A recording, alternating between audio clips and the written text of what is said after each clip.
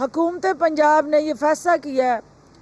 कि पंजाब के अंदर बसने वाला हर फनकार और आर्टिस्ट उसको हम हेल्थ कार्ड का इजरा करने जा रहे हैं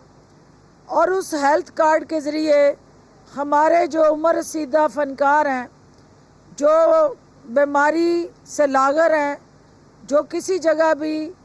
अपनी उन सलाहियतों का मुजाहरा नहीं कर सकते,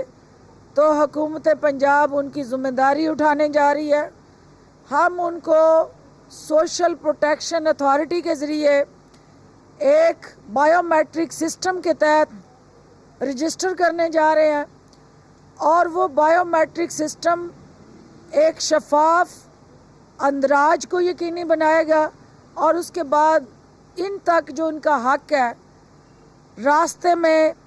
जो आपको पता है कि जेब कुतरे हमेशा हर दौर में होता रहा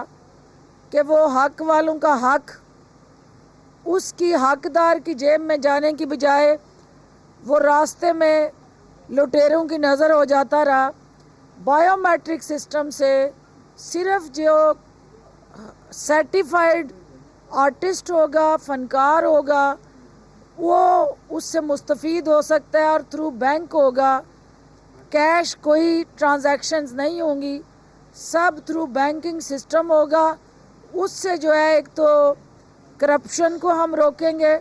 दूसरा शफाफियत को इंश्योर करेंगे।